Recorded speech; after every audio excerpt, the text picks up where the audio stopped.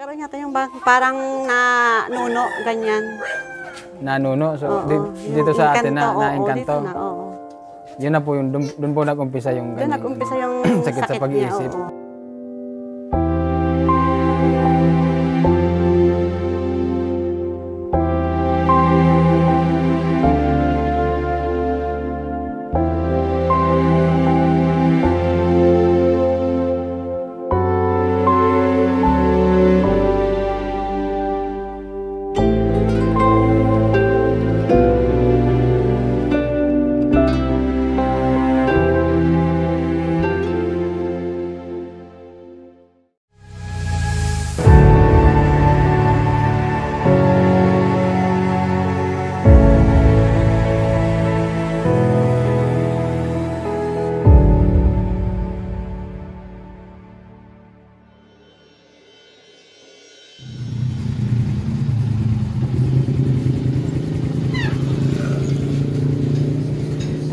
Hey, kumusta? Anong balita? Tama na, agsaod pa sana ko niyan. First day mo ngayon? Sa'yo na yung puhunan yan? Wow. Asan si Jeffrey? Nagklase. Te, good morning, te. Ay, te po. Hula ako. Halip na kami. Ay, huna ko. Hindi na kayo mahalatan. Ay, ano kaya? Ay, so, kontak niyo naman yan. Hindi sa gawa. Nagtatrabaho. So yun guys, magandang tanghali po. Tanghali na. Yan, kasama natin si Kuya Islaw. Tapos yung tiyuhin niya. Ayan, siya yung makakasama natin sa pagpapacheck up kay Kuya Islaw. Dito Kuya Islaw. Dito. Dito. Dumaan na kayo sa Islaw. Hindi na lang ako. Yan, so magtatrasigil lang kami dahil sir ay yung ating pajero. Hindi na! Sir ay yung ating sasakyan. So magtatrasigil lang muna tayo papuntang Pili. Yan, para sa check up ni Kuya Islaw. Yan, maraming salamat kay Ma'am Gemma. So napakabait. So siya lahat yung sasagot dun sa expenses natin. Para gumaling si Kuya Islaw. So kami lang yung mag-aasikaso para yung mga dapat gawin.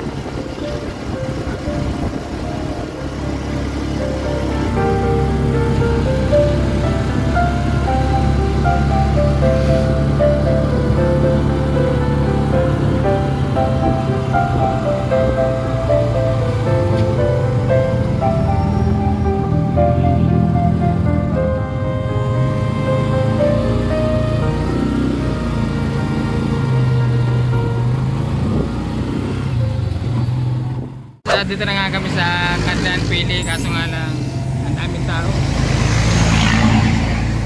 Yan, kasama ka natin sila.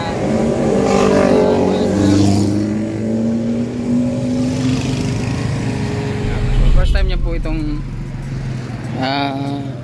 ma-check upan. So ang problema lang, maraming tao. Abutin tayo dito ng siyam-siyam. Pero walang problema yan. Ang importante ma-check up si Kuya Islaw.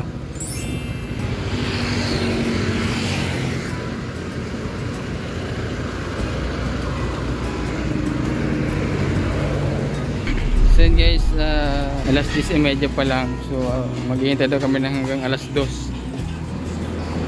Baka na tayo, baka? Baka? Ayun, sa ulang ka na eh. Nasa ba kung malaman masyado? Hindi lang siguro tayo. Kuya, pili na kuya. Pili lang siguro mo.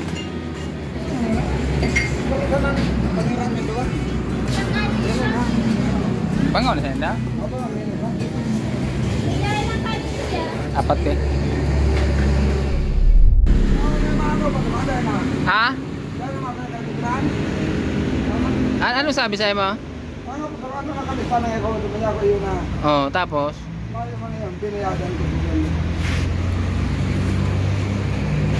May sinabi kong Taday magkitagal pwede maguli na mayong bulong.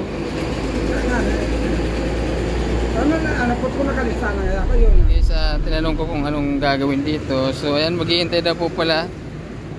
natawagin ulit para ma-check up yung pasyente. Gano'n pa rin eh. Hihintayin daw.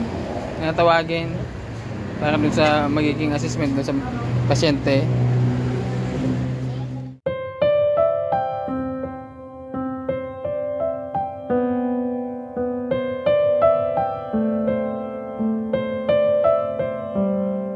Saan guys, nakauwi na nga po kami galing sa Pili sa pagpapagamot ni Kuya.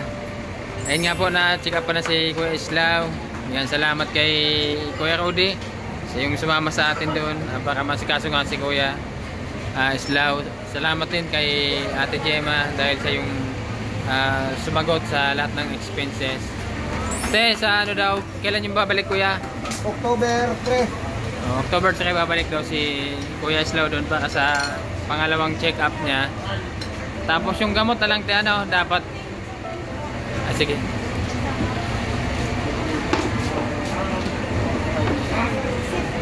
Dapat on time po ang ano.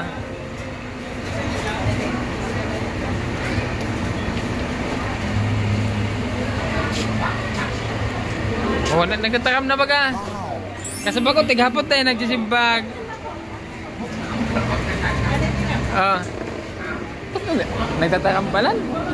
Kasabag ko na eh. Ano sabi mo Kuya? Oo. Kanina tinatanong, ayaw mo sumagot. Ha?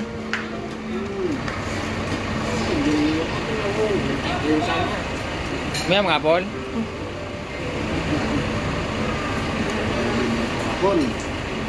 Kasi ba ko tiga po taka dahil ka nagsimbag? Ha? Oh. Nagutom ka?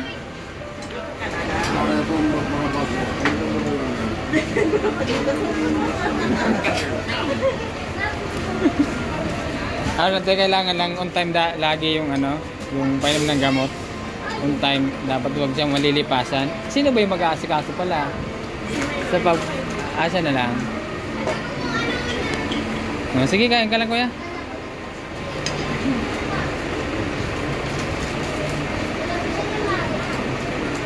Alagang-alaga mo to si Kuya Islam.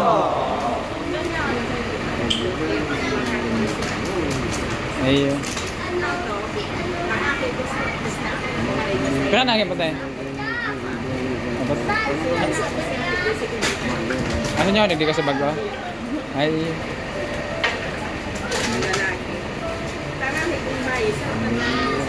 Ano po laki? Ito na tapos? Anong ginibutan naman sa Pili? Ha? Hindi mo akam? Ginutom ngayon hindi ako ah.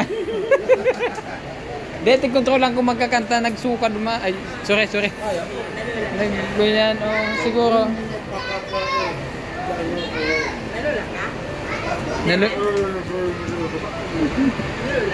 Nalula gayon.